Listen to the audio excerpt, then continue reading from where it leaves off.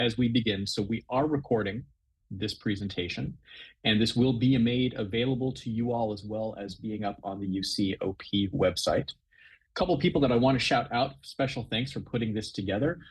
Jenny Loftus and Andrew Jan from the Office of the President, Sesh Murthy from UC San Diego, and Frederick Verley from UCLA have been working nonstop for the better part of this calendar year on being able to put this together for you all. I think it shows the fact that we have more than 100 people who have come in to have this conversation at lunchtime at the end of the semester, literally the end of the semester for some of our campuses and gearing up to the end of the semester for others, to think about what AI means for our practice and our work.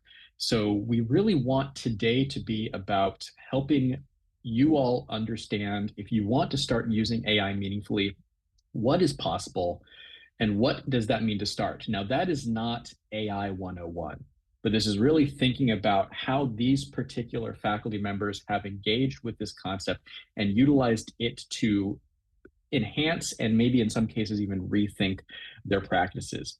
So we're going to have a lot of time to talk about real stories. We're going to be looking at multiple entry points, and this is going to be a very practical and tactical conversation for what we're going to be doing. I understand that there's a wide spectrum in the audience of how people have engaged with this concept. And certainly we're going to talk about some of the news that has come out through the years, but especially in the last week or two about AI and its relationship to cheating, or AI and the relationship of faculty using it in ways that may not be academically integral. So I'm very excited to think about those things with our panelists, but I want to just go ahead and jump in. I'm going to let the panelists introduce themselves, but I'm going to kind of call on them in that order. And what we're going to be asking is for them in that introduction to be thinking about how AI has approached, or it has changed their approach to instruction. So I want to start with Tina Austin from UCLA. Thank you very much for that, Rolin. So my name is Tina Austin. I've been teaching at UCLA for the past 5 years across multiple departments. I teach computational biology, biomedical ethics, and interdisciplinary courses that blend STEM and humanities and ethics. I work with undergrads, grad students, and faculty. And you asked, how has AI changed my approach to instruction? It's changed a lot, honestly, since I started teaching. I've been moving away myself from traditional lectures. I've also been nominated for innovation with interactive classrooms. But since the dawn of generative AI, I've been now designing lessons that teach students how to think more critically with AI, not just around it. So it's changed a lot for me. Thank you for that, Tina. And in case you guys are not following our panelists on LinkedIn, we will go ahead and put into the discussion their LinkedIn bios and pages as well. I know we had a slide earlier that had email addresses. We can pull that back up later. Let me next introduce Christina Markman from UC San Diego. Hi, everyone. Thank you for joining today. I am an associate teaching professor and associate director of the humanities program, where I teach giant lecture courses, sometimes as many to 300 to 400 students, with a large cohort of TAs that assist me.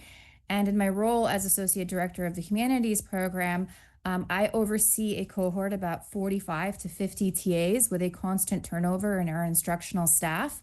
And one of the challenges of our courses is that not only do they satisfy the liberal arts requirement, but they satisfy the university writing requirement. So one of the main skills that my students learn is writing throughout the humanities sequence.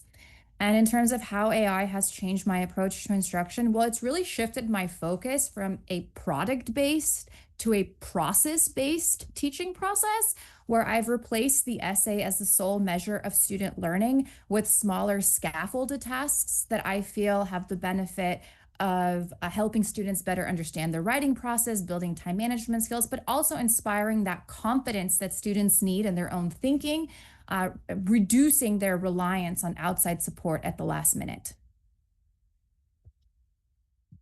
Thank you so much, Christina. Next, I'd like to introduce Tamara Tate from UC Irvine.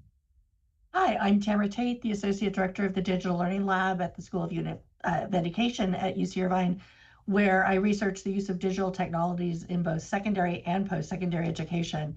So we have an NSF grant that's going on to its second year, where we've been implementing generative AI into an upper division engineering writing course. And I'm trying to work with instructors and students to figure out how to use this technology productively and responsibly. And we've really been focusing on centering the learning, not the technology. So it has been very disruptive to all instructors that use writing for assessment.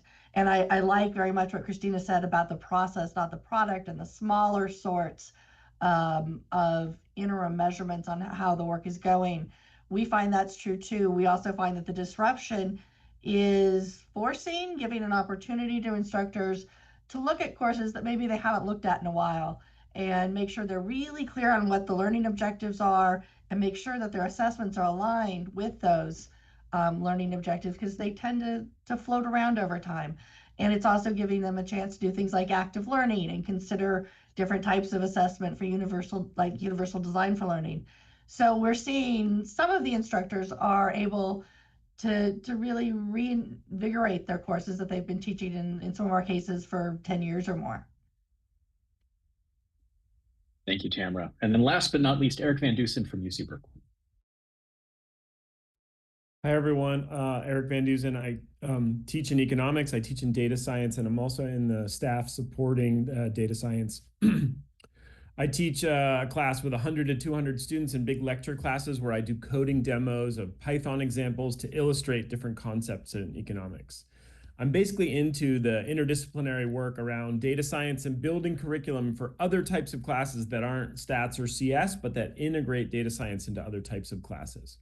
So what I'd like to talk about is how I use AI to build new curricular material. AI has really made it so that I can make new material really quickly with examples that might be related to current events, something that's happening right now in the news, right? So if I have, as a teacher, if I have the context, I have the learning objectives, I have the teaching goals, I have something in mind, I can use the coding assistant to make up new materials in real time and deliver them in real time. Thank you all so much. And Eric, I'm going to stick with you as we transition into a little bit of the conversation. So I'm interested to learn from all of you how you got started with artificial intelligence. You know, what was that first real problem? You're talking about curricular materials. What was the first thing you tried to solve with AI? How did you go about that? You know, so, and even if you wanted to go a little more meta than that, what led you to try this intervention in the first place? Yeah, so I'll give you my anecdote. I had this social media speaker who I was bringing in, like somebody like from TikTok, Twitter sphere, and they had this impactful thing they had gotten viral with that was called the Vibe Session. And I was like, oh, there was somebody who had done a follow-up in the Financial Times that had all the charts and graphs and the models. And I was like, wow, what would it be like to make a notebook where the students could generate these charts and graphs about the Vibe Session? And there had been a bunch of stuff in the class where we're like, here's how to source the, you know, the raw data set from the federal government or from a finance account.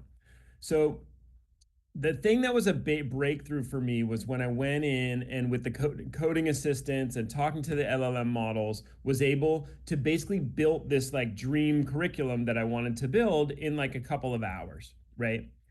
And this is this idea that people are talking about called vibe coding, where you sort of like sit down with an idea and you're like, oh my God, I just built something.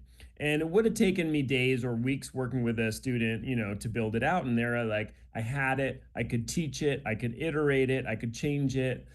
So that was like a big breakthrough for me, was like learning how good you know, the LLMs can be at writing code if you have an idea, if you have an objective, if you have something that you want to teach, you know, like me bringing all that context to it.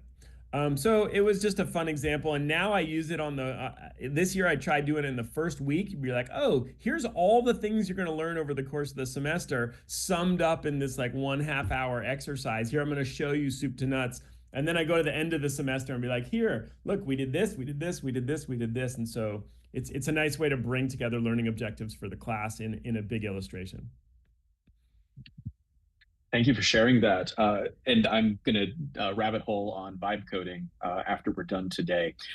One interesting thing, and we're going to continue, I want to ask everybody this kind of introductory space, but an interesting thing, we're 10 minutes into this conversation and everyone has already talked about thinking about AI from a human-centered perspective and the relationship to empower students in the learning process, which is maybe not the argument that we're hearing in the mainstream media, but with a very small amount of time our panelists have had, everyone's already made that connection. So, Tamara, I'd love to kind of hear your take on what got you started. You were talking about the project that you're working on with UCI. Was that the first place you engaged, or was it prior to that?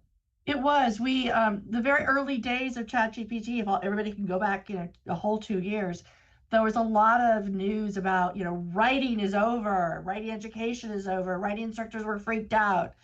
And, as a group that studies technology and literacy, we knew that the technology changes how we think and how we write, but we also knew that we knew some stuff about that and that maybe we could help walk alongside instructors to do that. So we started with what we thought was sort of the most low-hanging fruit, which was feedback. Because we know that's a problem for instructors. It takes a lot of time. Students really need that.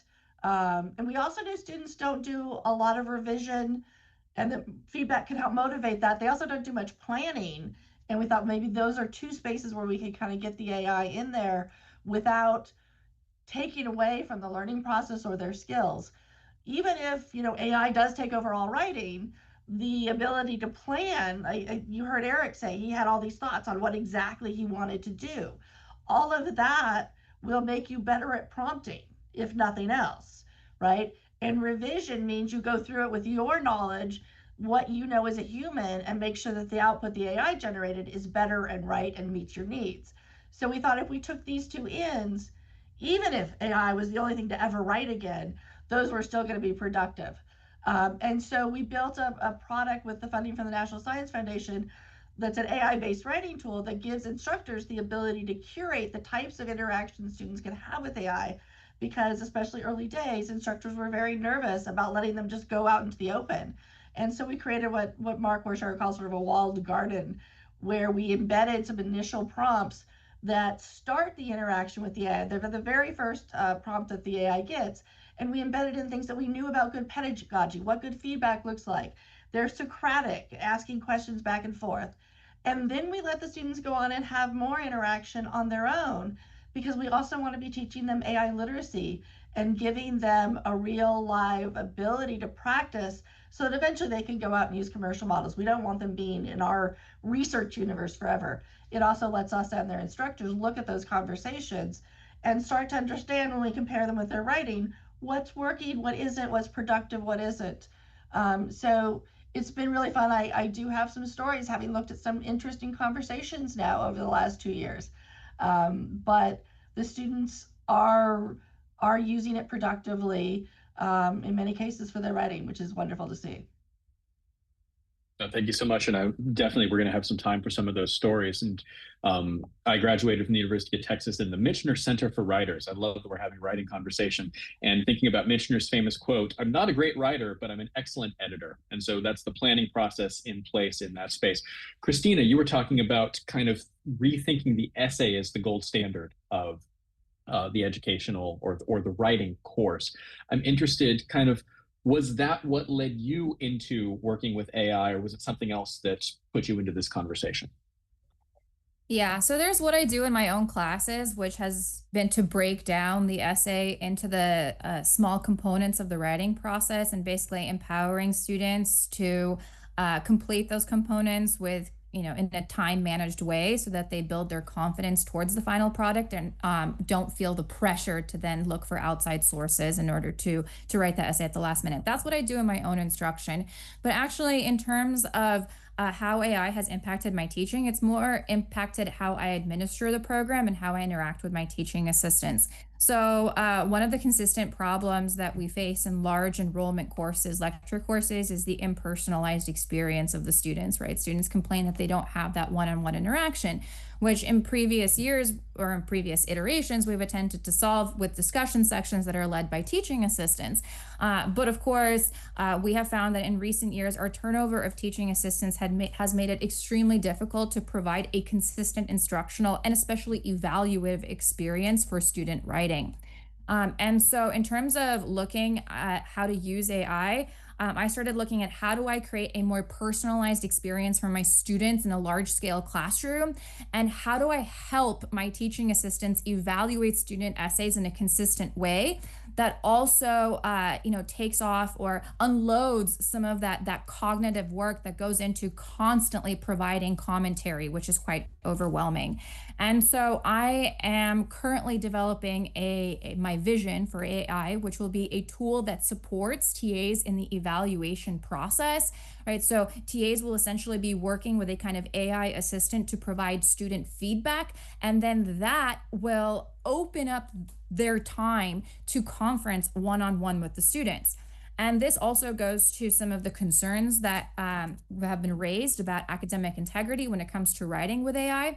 Well, I feel our students are not actually trained to verbally communicate what they have been working on. For example, what the arguments of their essays are, or why they have written code in a particular way. So I'm hoping that if we can take some of this repetitive, process-based evaluation that the students give TAs and, push that to AI, that will open TAs for one-on-one tutoring time with the students, where the students will then also be able to discuss what they're writing, why they're writing, and their writing process, ensuring integrity in both the approach to writing and the product that they produce. Thank you, Christina. Very excited to get more into that in a little bit. Tina, it's interesting. So you were talking about your work currently with the UCLA in computational biology, but if someone were to follow you on LinkedIn, it would come up a whole lot of the work that you're doing in regards to AI and critical thinking. And so I'm curious, in the context of how you got started in this space, was it in your domain of expertise in the natural sciences, or was it on this kind of more intellectual social science critical thinking space?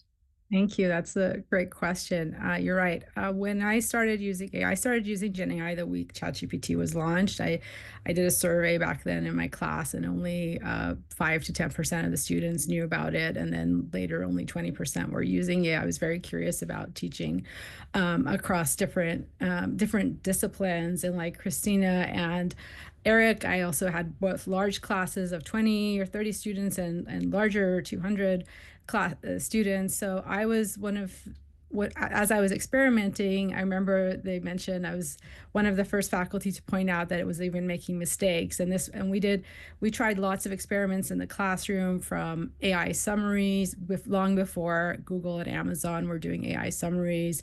And I was always trying to improve my lecture every quarter or so, since I taught regenerative medicine and biomedical ethics. Ethics was my focus there, and I was really interested in having critical thinking in the classroom there during our discussions and having debates in the classroom. This is something my students really latched onto and they were really interested in. So at the same time, we were exploring these actively in the classroom with the students. So we were collecting long paragraphs of feedback, seeing how we could summarize them, obviously still being compliant with FERPA and HIPAA and making sure we're not giving away any names, but really trying to find ways to have students engaged and being fully transparent with the students about it. And that's what really made it a success for me, is having students come up to me and telling me about the uses in different classrooms with different instructors, and coming to me and saying, okay, how can I help them with their learning here? So it was completely transparent, and it helped me in a lot of ways, from writing, finding missing lectures in my courses, in my STEM courses, to also in classes where I'm teaching coding. It helped with interactive lessons with, like Christina mentioning that around the clock you might get inconsistent answers from TAs that can't respond always. And textbooks are expensive too. So this really provides a personalized experience. And so, we have custom GPTs, and I will talk more about that if you want me to. But back to your main question, is how I got into critical thinking. If you look at my LinkedIn, is because the more I experimented with it, the more I noticed that there's really two main crowds that are really hyping this, like the use and like overlooking the nuances, and then there's people who would never want to touch it. So I like to call myself an AI realist and be in the middle and find good use cases, ethical use cases, involve students in the discussion, and I think that's what you'll see if you visit my LinkedIn, is more of the ethics that students really wanted me to talk about. So thank you. Well, it's fascinating to think about kind of the interdisciplinary aspect of this work and the conversation that we're having. And I'd love to use that as a segue into a little bit of a deeper dive, because you guys touched on such interesting concepts and projects that you're working on. And that can be a tough place to go from the theoretical to the practical, from the abstract to the concrete. So I would like to take a few minutes with each of you and get into a particular use case that you have. What's a problem that you had in your practice, in your profession? What was the tool you decided to use? And then was there an aha moment? And Eric, I'm going to start with you, because you were kind of talking about, as you mentioned, the vibe coding and wanting to move through something. So, you know, kind of the problem you saw, the tool you used, that aha moment, and then I would love if you could kind of put a bow on it with any sort of tip that you would have based on what you learned, or any caution you would encourage people to exercise as they engage. So Eric, let's start with you. And I'm going to say, let's take about 5 minutes each on this. Great. Yeah. So I think as I set up, you know, I want to make new materials with the coding assistant. Sometimes I'm at home, I'm cooking dinner, and I'm listening to Marketplace on the radio, and some story comes up, and I'm like, oh, that's like a relevant story from today. I want to bring that into the classroom. Or, you know, the president has a meme coin, you know, like I can go get the API and pull the meme coin data in, something like that, right? So I want to build fresh things with real-time delivery for context of what's going on in the world. So I would go to like one of the big LLMs and I'd be like, hey, could you help me to build a data exploration of this? You know, you kind of learn how to go to Claude or ChatGPT and ask for your big picture thing that you're trying to do. And then they're pretty good at getting that going, but you know, you have to really sort of shape them. You know, it's an intro class. I want single lines of code. I want to use this sort of data set. You know, we sort of work together in conversation to iterate towards something. Another thing that I would love to tell people about that's really like the superpower, put the jetpack on, is if you're in VS Code, you can get Copilot. So everyone with the EDU account can get Copilot for free. And this is the thing where you're like writing code and it's doing like sentence completion with the code. And it's like actually like writing and iterating the code in the place that you're writing the code. And remember, like, I'm a social scientist. I'm not a computer science guy. I'm like kind of out over the edge there. Like, you know, it's just beyond my comfort zone. But I know what I want to do. And I know what I want to like share with the students. And I know what I want it to look like. Right. So I am sort of like working with it, you know, to make something work. What I'm doing is like pretty specific, and there's a lot of debugging, right? So there's a lot of like how I'm learning is like I'm debugging what the LLM is coming up with. So we're going back and forth, and I'm fixing things, and I'm making sure it works on the system that I'm using. You know, we teach with a big campus-wide Jupyter Hub, and I need it to work for everybody. I need the data set to pull in for everybody. I'm really into like sort of like open source as a form of universal design. So, you know, I have those sort of design parameters there. But you as the instructor, like your domain expertise, the way you're thinking about things, the way it fits into your class, that's super specific to you. And you have to guide everything towards, you know, the application that's in your class. And, you know, what the LLM will come up will be super general and sort of like, you know, the general concept of something. And then so you're like guiding it towards that sort of output that you want to do. But yeah, if there's anybody interested, this like thing where it's coding with you in line, and one of the premier tools is GitHub Copilot to check out. Now people are using Cursor, where you can do any of the different LLMs in Cursor. So there's multiple ways where you can get this, where you're like, you're writing code locally, but through the API, the LLMs are like in the same cell in the same IDE where you're writing the code, and you're sort of like really quickly iterating. That didn't work. That didn't work. But this is, you know, seconds or minutes, and then you're like polishing up your code. So we have a whole workflow with teaching data science where we're sort of like make up these exploratory notebooks, publish them, the students all get access to them in real time. So, you know, this is going on the back of like a whole open source approach to teaching, but in this last mile part, using the help of the coding assistant. So I really recommend people checking that out. Everyone in EDU has a free license for this like tool that is incredibly powerful.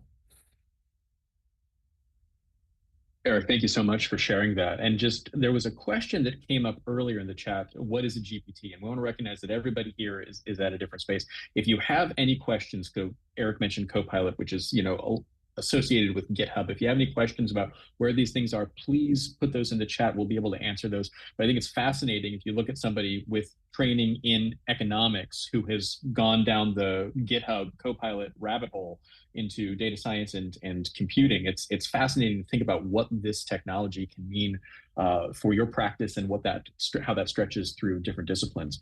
Tina, I want to pose the same prompt to you. So kind of what is a problem, you know, that you would like to discuss that you've used AI for? What was the particular AI that you used in that? And then what was that, wow, this is actually going to work for me moment? Thank you. I love that question. So I'll go back to that, what I was talking about earlier regarding students that might be shy or getting inconsistent answers from each other, and then trying to use discussion boards, and maybe there's something that TAs can't even respond to around the clock. And like I mentioned, textbooks are also there, but they're expensive, and we want to have personalized experience. So a tool I used, and I believe students can get that for free and create that for free, is custom GPTs. You can use also Gemini Gems. And what that will do is, and I noticed that, like, also another problem in like a coding class is students not getting, for example, real-time feedback when they're, you know, trying to learn Bash, for example. The terminal is not going to tell them what they got wrong. So all of the 5 or 6 issues that I listed, you could potentially solve that with custom GPTs. And I've been using that for multiple classes. Again, fully transparent with the students, letting them know, here are some of the ways it could help you, but also experimenting to see what are the, you know, what are the limitations. And so I can build bots that use my custom notes and notes from my office hours that help students around the clock, saving the TA's time, and therefore there's no need for buying those heavy textbooks. And I've used this both in STEM classes and also humanities, and for coding, and for social sciences when we're connecting topics from one instructor to another instructor. And so all of this has also led to a critical thinking course that I did outside UCLA for getting students to build that for their own job market search and for their own preparation, getting into whatever they're trying to do, and being able to get more, let's say, ethical answers from AI that may have previously been biased towards one gender or another gender. You can actually build bots that are more custom to what your preferences are. So there's a really nice silver lining that you can look into, and I'm happy to discuss this after with anyone who's interested. It's not all doom and gloom, and it's not all just hype. So there is an area where instructors can benefit from this. So I would say, before even approaching any of these tools, to kind of be aware of how LLMs, I noticed someone asking in the chat what GPT is and how LLMs work, is to really get some background knowledge. And there's lots of videos. I do lots of workshops to find out what they actually are, what the limitations are, before you start just running that in your classroom, because either of us said you should. So definitely look into the limitations before it's kind of like driving a car. It's an example I use, is first kind of knowing where the brakes are before you hop into the car. And Yeah, and so we found multiple use cases and lots of aha moments, but hopefully that one example was good. No, Tina, thank you so much. That's wonderful. And I think it's also really helpful to kind of ground. There's so much energy and enthusiasm in this conversation that I wouldn't call hype, but it could easily seem like that if somebody were to jump into one of these platforms without really kind of understanding the planning and the procedures that need to go into that space. Tamara, I'd love to kick this over to you. So you mentioned that what got you into this space was the project that you've been working on at UC Irvine. So from that perspective, kind of when did it start to feel like it was really clicking, and how has it progressed, and what have you learned from that you can share with us kind of as a general piece of advice? It's been great. I've moved from working very closely for probably 6 months with one particular instructor to now we have dozens across multiple both grade levels. I've got some middle school teachers, and we're in the Cal State, we're in community colleges, so it's really fun. But we're also in many disciplines, and so one of the challenges is to figure out as quickly as I can and effectively as I can how to convey to an instructor the limitations, where the breaks are, where the concerns are, um, in a more general sense, because I'm mostly talking to English language arts teachers, or we've worked with the Spanish department. So we're not dealing with tech folks necessarily.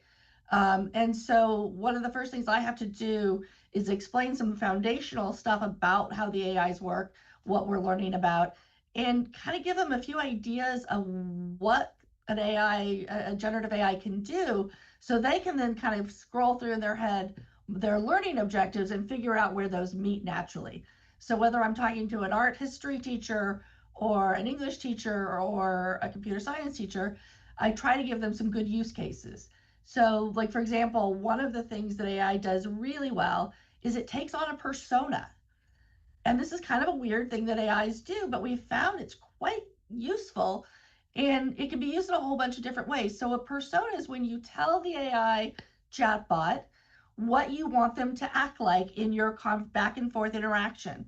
And so, obviously we often say you're a great writing tutor and you're really good at helping students understand how to write better and you know all the pedagogy, so that's fine, but it can be a lot more interesting when I work with the engineering teachers. These are seniors at UCI who are about to go into the wide world of engineering firms, and they're learning things like how to write a report for their CEO or something for a venture capitalist. So they can learn to describe what that audience is. Oh, we're also teaching them about audience awareness, because the better they describe the audience, they're learning to take those things into effect.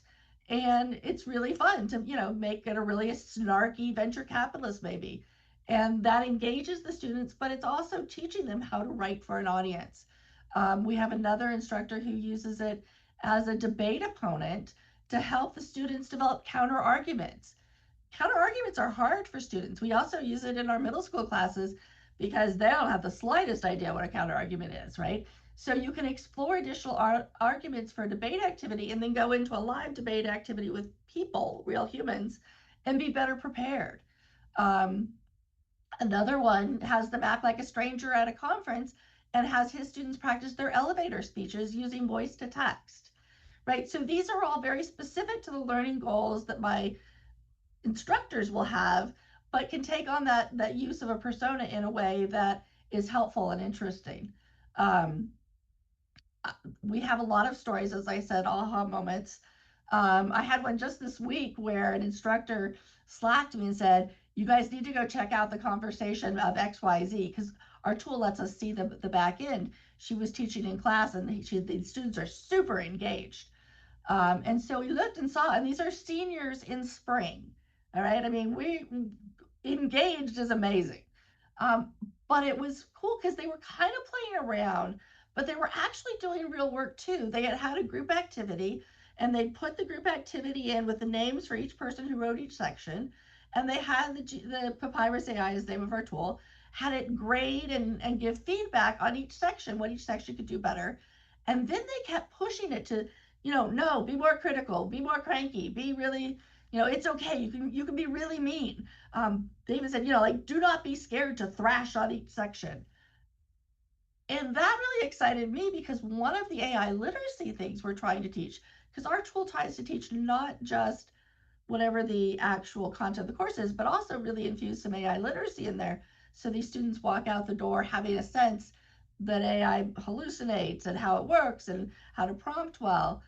Well, one of the main things we tell them is to push back at the AI and to take charge of the conversation.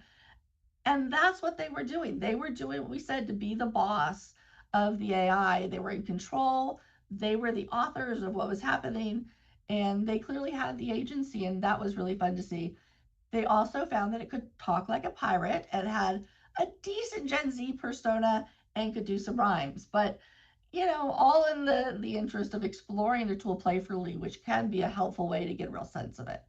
So that's just one example of how we try to figure out what good use cases are. No, thank you so much for sharing that. And if you guys haven't had a chance, the website, it's just papyrusai.org, correct? Yeah, so definitely go and take a look at the project that they're working on. And there's a lot of different opportunities to use different pieces of AI. I just want to note that what Tamara's talking about, to personalize, you can still do that in a free version of ChatGPT or Claude. You can still set some prompts at the very beginning to be able to help it personalize it in a way that will help you with whatever your learning objective or the project you want to work on is. Christina, I want to pose this question that we've been talking about to you as well. And I think it's good to kind of back end on the writing side. So you've been thinking about things maybe from a different perspective than Tamara and Mark have been doing so. So I'd love to, whether you want to talk about one of the things you've worked on in writing or elsewhere, what tools have you been using and what was the moment that it kind of clicked for you? Yeah, thank you. So the tool that I'm hoping to develop, and I'm in the very, very early stages of development right now, is to aid the TAs in the evaluation of writing. Perhaps there'll be student uses for it in the future, but it's kind of, coming in from the opposite side as Tamara. And again, that's because of the problem that we're facing, and that's the consistency in not necessarily grading. Like, our TAs actually do a really good job of assigning the grade. The problem is the consistency of feedback, because when you have so many essays to grade, it becomes a cognitive overload to provide comments on each component of the writing process that we're asking our TAs to provide feedback on. Well, the way that I came into this project is about 2 years back. I had a grant to create a writing curriculum for our program. And I very, very quickly realized that in order to use AI, and just like Eric said, and Tina said, and Tamara said, right, it has to be a constant conversation back and forth, but you also have to put guardrails on it, right? So no matter which AI you're thinking about, you have to think of it as a kind of a brain, right? And it can do all of these things, but unless you provide some sort of framework, some sort of, again, guardrails to tell it which direction to go, it's going to, do what it wants to do, essentially. The goal is to train a AI model specifically on the curriculum that we have developed within our program, that all of our students, so we have about 5,000 students in Revelle College, all of our students use this curriculum as a basis to develop their writing skills. All of our TAs use this curriculum to provide feedback on student essays. So it's basically to create a kind of closed AI agent that is only using the data and information that we have provided it. Now, in providing data to the AI, I'm not just feeding it the curriculum, I'm also feeding it sample comment banks that I have created. So these are comment banks that I have been providing TAs for a few years now in order to help them with the grading process, so that, they're not constantly writing comments from scratch, but they have some sort of basis. Well, something that I've definitely realized for myself through the interactions with the AI is that sometimes things might be clear to me. For example, my curriculum might be clear to me. My comment banks might be clear to me. And my interaction with the AI helps me understand where there are gaps in the content that I myself have created. And that's really, really helpful, not just in developing this tool, but that's also something that I now use in preparing my lectures. It's something that I use in doing my research. And really, it all depends on the type of questions that you ask it. So for example, I might provide it a lecture outline, and I'll say like, hey, is there something that you think I missed? Now, a lot of times the information that the AI provides me might not be useful, but sometimes the AI says, well, have you thought of this? And I'm like, wait a second, this is something that I actually wanted to communicate in this one part of my curriculum, or this is something that I wanted to communicate in this one part of my lecture. But obviously the way that I'm doing it is not getting the point across in the way that I want my audience to receive it. And so again, that back and forth, right? It's, for me, it's never been about the content that the AI produces. It's always been about that back and forth to help me recognize where I can fill in the gaps in my reasoning, how I need to revise the information that I'm providing my students, and how to better direct the AI in this tool that I'm hoping to create to provide the substantive, informative feedback that I'm hoping it will be able to provide.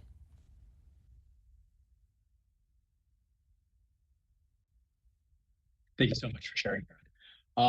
So I want to kind of move into questions. We've got a few that came in early that I'd like to talk about, but please, if you have questions, this is a great time to put them in the Q&A. There are a couple there already that we're going to get to. But something that's been talked about in this field just in general is what does it look like if the problems around cheating that have been mentioned? There was the recent New York Magazine article about students are cheating everywhere using ChatGPT. So why wouldn't a faculty member just ban the use of AI through their class? Why would you guys say this is a bad way to approach this this problem? Tamara, I'd love to start with you. Sure. First of all, it's probably not going to work. We have a lot of research suggesting that it's very hard to detect it. I know we all think we detect it, but it's not as clear that we do. And what we tend to detect are English language learners instead.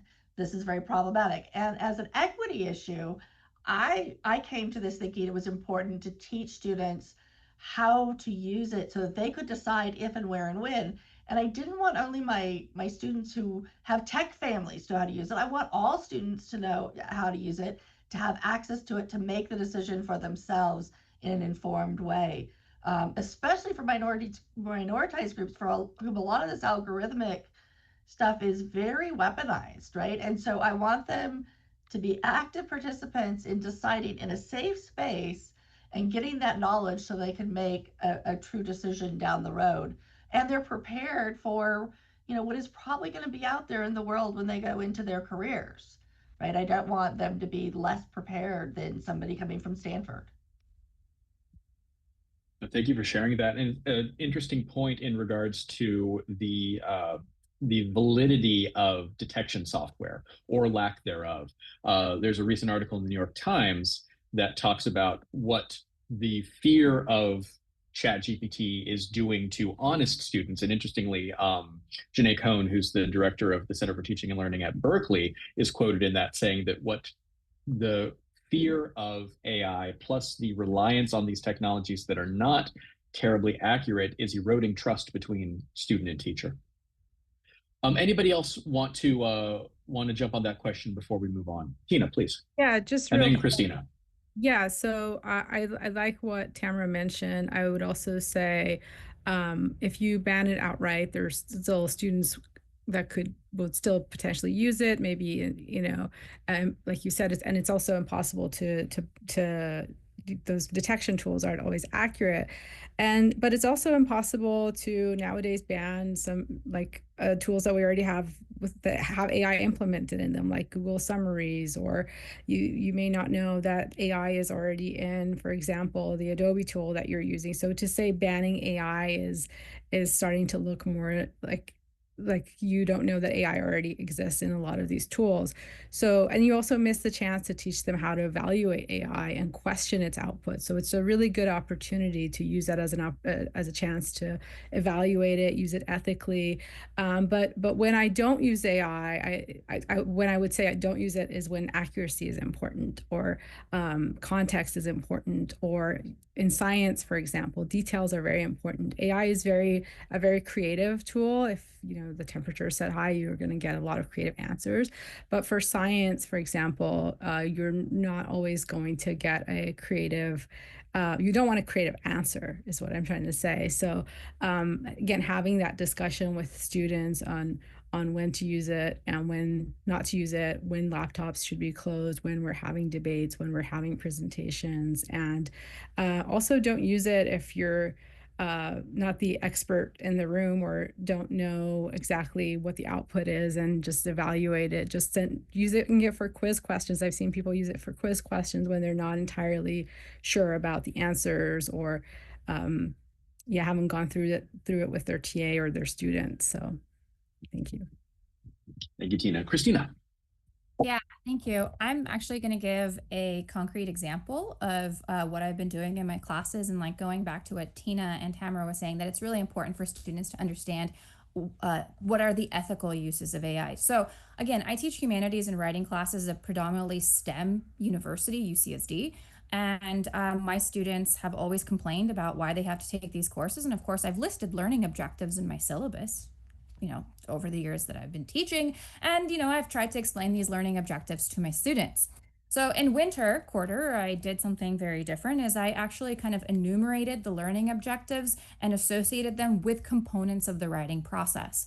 And I asked my students to consider each learning objective, its importance to their development as a critical thinker, as a professional, as a person living well, in the world today, and tell me whether they think that using AI would inhibit or help them in developing that learning objective.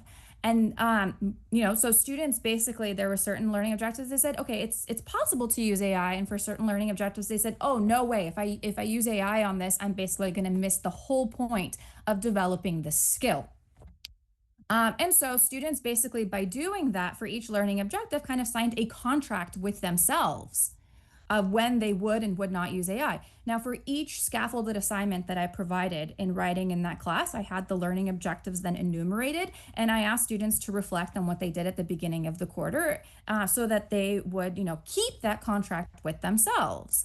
And it was quite amazing what I saw on my on my student evaluations, because just the language of learning objectives and the students recognizing why they were in the humanities course, why they were in this writing class. I have never seen that before. So anyways, I found that helping guiding students through the reflection on how the ethical use of AI relates to each learning objective has actually given them better buy-in into the courses that I'm teaching in a STEM-based university. Wonderful answer. Thank you so much.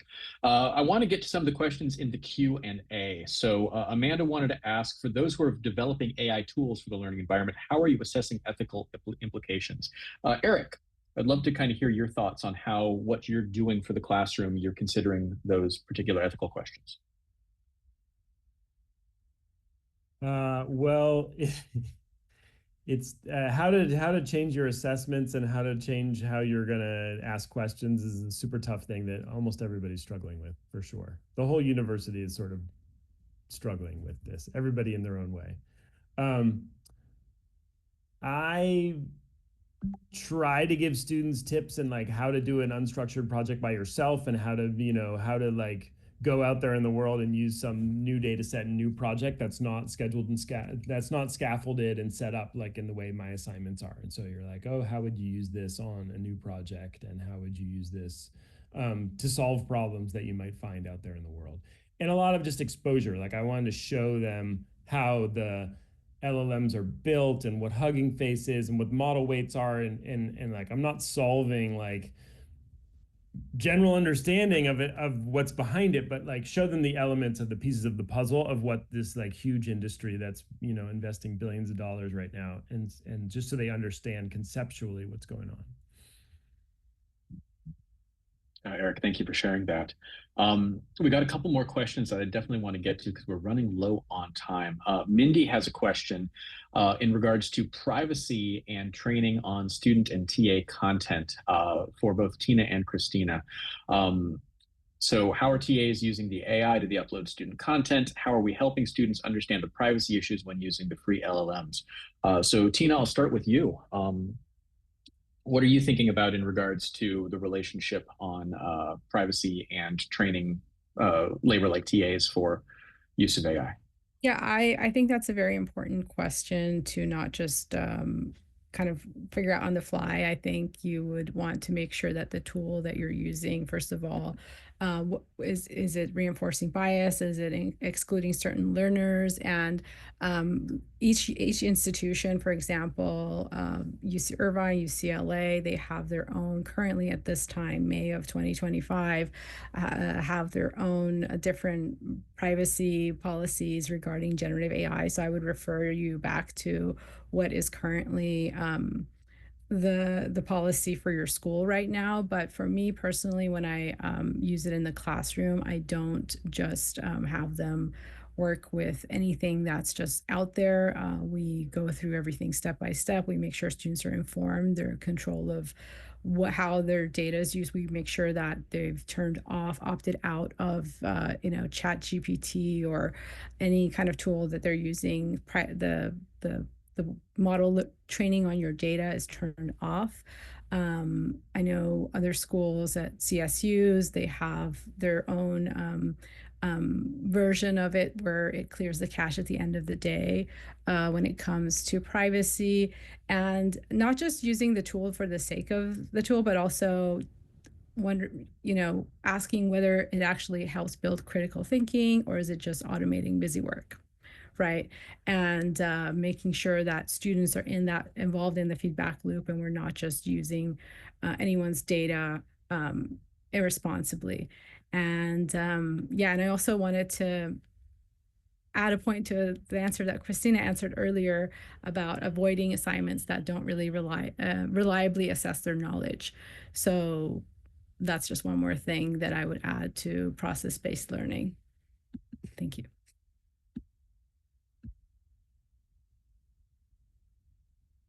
Sorry, technical problems. Thank you so much, Tina. Christina, would love for you to look at that question as well, and kind of are there other areas that you could answer in on? I'm also thinking about a little bit in regards to some of the free stuff, the off the shelf, like the initial Chat GPT. Yeah, it's a really important question. I have to say that as somebody that supervises a very large population of TAs, one of my fears is that because, again, what I keep saying, that cognitive task of constantly grading will weigh down my TAs, that they will upload student work to a free GPT. I mean, that's something I fear. So initially, when I was testing my idea, I used OpenAI, but I used content that I myself had created for TA training. So there was no privacy concerns with student data or student writing. And then once we determined that there's a possibility for this tool to move forward, I'm now partnering with an educational company called IBL.ai. And they have various privacy settings that prevent, from my understanding, training of models on student data. We have not yet provided them with that student data, but that will be confirmed before we do so. So yeah, so I guess the answer to this is I at this point, I have not fed any student data to an open AI, and everything that I have used has been self-generated. Well, and Thank you, Tamara. Go ahead. I would add one thing. We really think it's important to pair AI literacy, which I know Tina and Christina are actually also doing. And so we explain this explicitly to students and say, if you don't upload private information, it will never have, things can get broken into in the cloud. And so this is part of the AI literacy training, especially because I'm working with engineers who may have innovative inventions. It's actually part of the class curriculum around intellectual property to make sure they understand not to just go throw their senior project into some AI, right? Because this is a risk that they're going to lose their intellectual property rights or it's going to get stolen or whatnot. So I think layering on some explanation is also a helpful way to address the problem. Thank you, Tamara. Tina, you wanted to add something? Yeah, just real quick, and I really love that, Tamara, you mentioned this point, because this reminds me of the Samsung case of 2023, where some proprietary information was leaked. And so I always tell my students not to put anything on any generative AI tool that they don't want to end up on a newspaper or somewhere. So really be very careful about anything that you don't want publicly available. Including your personal private information and your emails. I see a lot of emails that look like they might be, but just putting that out there. Thank you for that so much. So there are a couple questions we did not have time to get to today. So I would definitely encourage you to reach out to us, and we'll be happy to kind of take those offline and continue that conversation. In speaking to the UC Davis conversation, I know that most, if not all, campuses are working in some way in regards to homegrown AI solutions or working with particular providers on the use of AI. So those conversations are happening, and groups like this are working across the system to try and coordinate that as much as possible. I do want to make sure we can get everybody out on time. So I have one last question for everybody on the panel. This is a lightning question. So I would love to know, in one sentence, to kind of sum everything up that we've done today, if you had a colleague who was skeptical, interested in this topic, but nervous, skeptical, apprehensive about beginning, how would you encourage them to do that? So in one sentence, what would you say to that skeptical colleague? Eric, I'd like to start with you. It takes a lot of perseverance. Think about, like, you have somebody working on a team. Like, you're leading a team, and you can ask somebody to help work with you, and think about, you're going to have to teach that new team member how to build the thing you want to build. Thank you, Eric. Christina. Yeah, I would say it's not about offloading tasks. It's about finding assistance to make the product that you're trying to create more meaningful and more interesting. Thank you. Tina.